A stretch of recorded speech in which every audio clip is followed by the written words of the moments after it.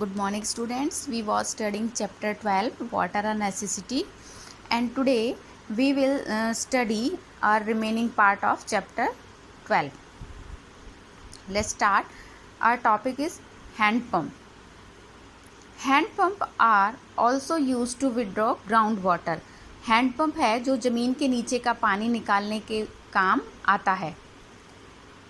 They draw the water through the pipes or tubes sunk deep into the ground. और ये pipe से, जो pipe ज़मीन के अंदर डले हुए होते हैं, उनसे पानी निकालने के काम आता है. They do not need electricity to run. और इनको चलाने के लिए बिजली की आवश्यकता नहीं होती है. People move the handle of the hand pump and the water is drawn out from the deep underground pipe. लोग जो हैंड पंप का हैंडल होता है उसको मूव करते हैं और फिर उसकी हेल्प से ज़मीन के नीचे का पानी निकालते हैं. People in villages and small town mostly use hand pump to bring underground water to the surface. गांव में और छोटे कस्बों में लोग आज भी ग्राउंड वाटर निकालने के लिए हैंड पंप का यूज़ करते हैं. You can see the picture of hand pump. This is the handle. People move this handle to draw out the underground water. Clear? Next, wells. Underground water, groundwater is brought to the surface by digging wells. जमीन के नीचे का पानी पृथ्वी की सतह पर लाने के लिए कुएं भी खोदे जाते हैं. It was the only means of drawing out ground water in earlier times. और पुराने समय में पानी निकालने का यह एकमात्र साधन था. Water drawn from wells is used for drinking, bathing, cooking, etc. in villages. और जो कुओं से पानी जो निकाला जाता था, लोग उसको पीने के लिए, नहाने के लिए और खाना बनाने के लिए गाँव में यूज़ करते थे. नेक्स्ट है how water reaches our home. जो पानी है वो हमारे घरों तक कैसे पहुंचता है. क्या बच्चों आप जो रिवर का जो पानी होता है उसे क्या डायरेक्टली हम पीते हैं? नहीं. This is harmful to us. We can't drink it directly. Okay, it contains many types of impurities and germs.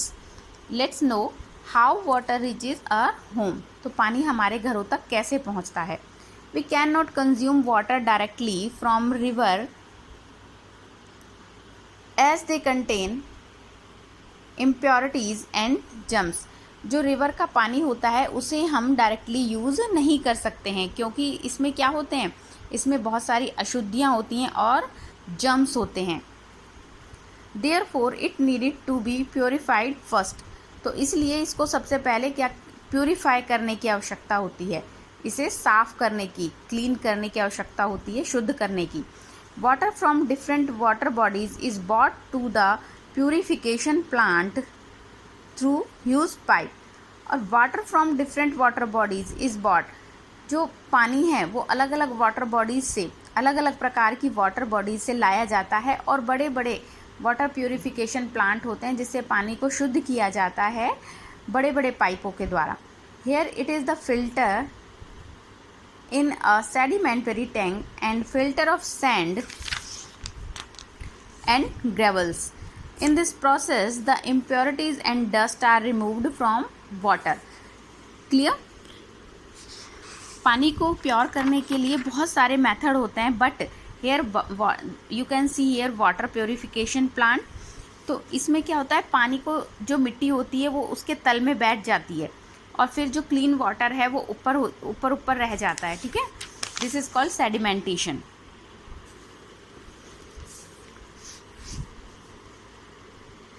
In this process the impurities and dust are removed from water. और इस process के द्वारा जो अशुद्धियाँ हैं और जो मिट्टी है वो पानी के अंदर से निकाली जाती है. Then the water is purified with chemical like chlorine to make it free from germs. और फिर पानी को केमिकल के द्वारा शुद्ध किया जाता है, जैसे कि क्लोरीन इसके अंदर मिलाई जाती है और पानी को फ्री फ्रॉम जम्स मुक्त किया जाता है. This water is sent to different part of the city through a network of pipeline.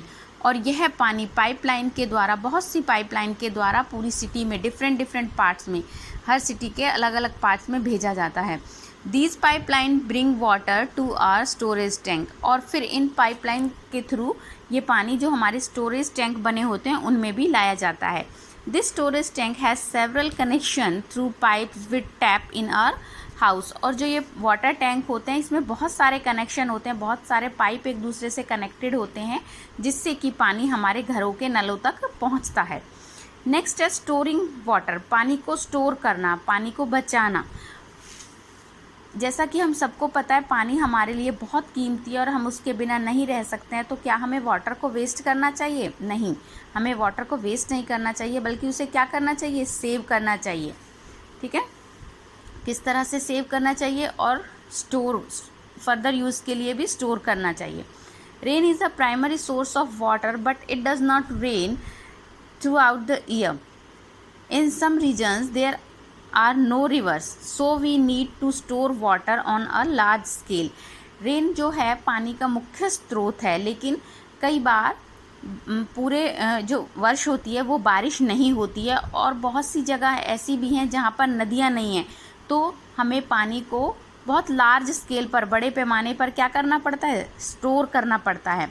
Sometimes we need to bring it to the distance place where rivers are very far from these places. कभी कभी हमें पानी की ऐसी जगह भी ज़रूरत पड़ती है जहाँ पर ले जाने की आवश्यकता होती है जहाँ पर नदियाँ नहीं हैं, या फिर हैं तो वो बहुत दूर हैं.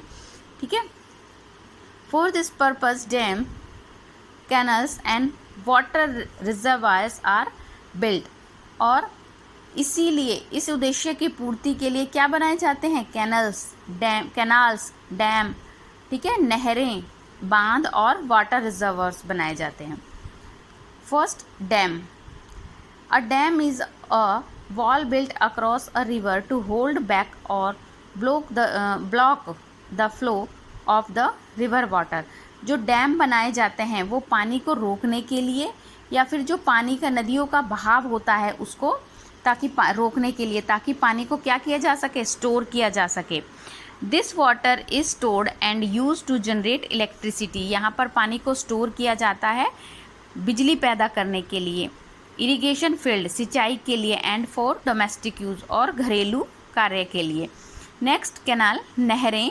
अ canal is a man made channel of water which is use to take out water from a river to irrigate fields. जो नहरें होती हैं वो इंसान के द्वारा बनाई जाती हैं, और नहरों का पानी जो होता है वो रिवर से, नहरों में जो पानी है वो नदियों से छोड़ा जाता है. किस लिए? फील्ड, खेतों में सिंचाई करने के लिए. नेक्स्ट है reservoirs. You can see here the reservoirs. A reservoir is a man made lake built behind a dam. जो एक रिजर्वर होता है वो इंसानों के द्वारा बनाया जाता है, और कहाँ बनाया जाता है? वो डैम के पीछे की तरफ बनाया जाता है.